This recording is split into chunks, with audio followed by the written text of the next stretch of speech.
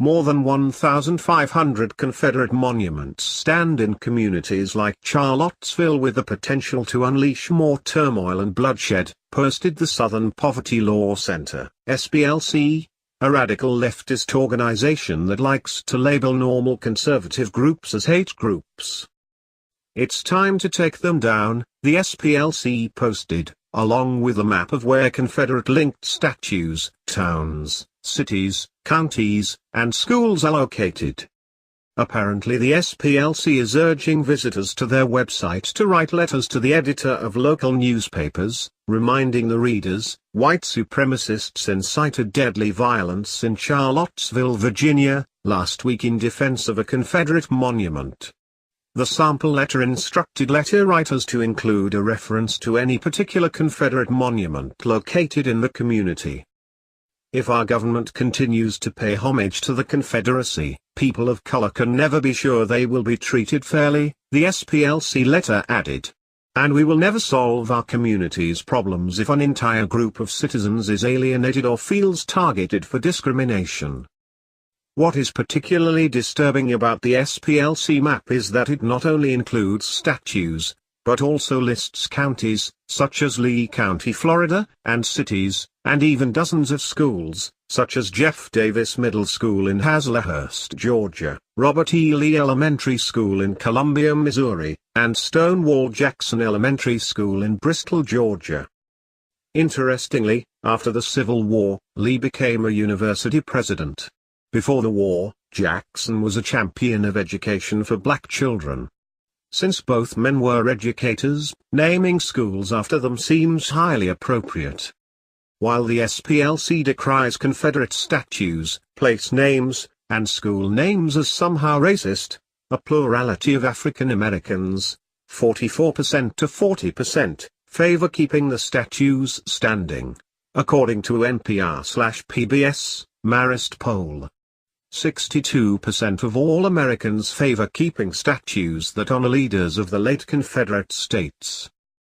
The inclusion of school names on the map seems particularly irresponsible and worrisome, considering that there is a history of violence as a result of SPLC postings. For example, a similar graphic apparently inspired a terrorist attack upon the Family Research Council, FRC, in 2012.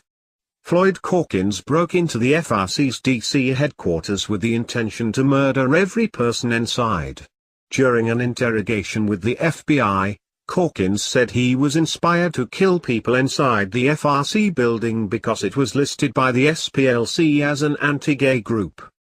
This past summer, a Bernie Sanders supporter, James Hodgkinson, targeted Republican members of Congress who were practicing for an upcoming charity baseball game between Democratic and Republican members of Congress. He nearly killed Representative Steve Scalise, Allah.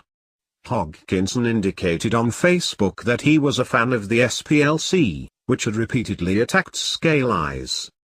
There are 109 public schools in America named after either Robert E. Lee, Jefferson Davis, or other Confederate icons, that may now become targets of some person inspired by the SPLC map.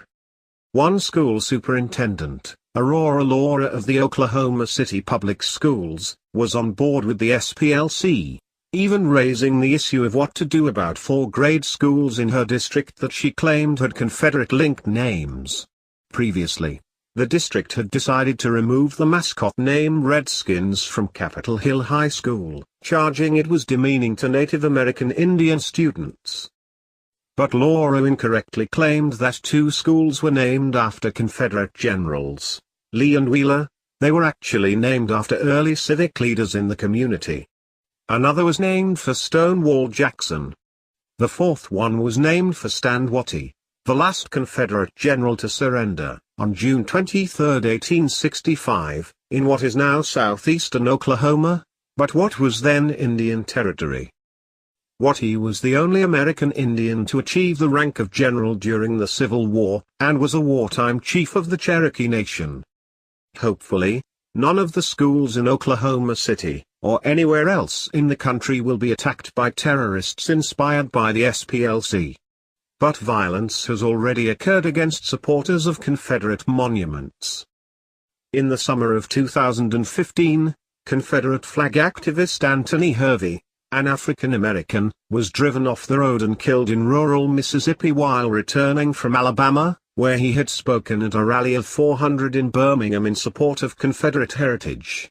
Hervey, who was 49, had written a book, Why I Wave the Confederate Flag, written by a black man, and was the founder of the Black Confederate Soldiers Foundation.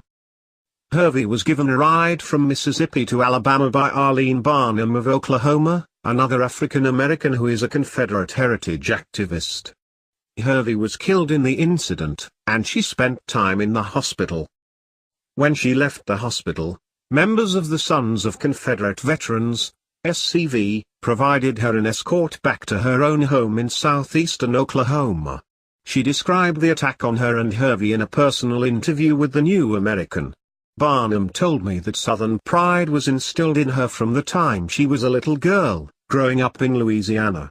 She explained that her ancestor, Richard Stills, was a Confederate soldier.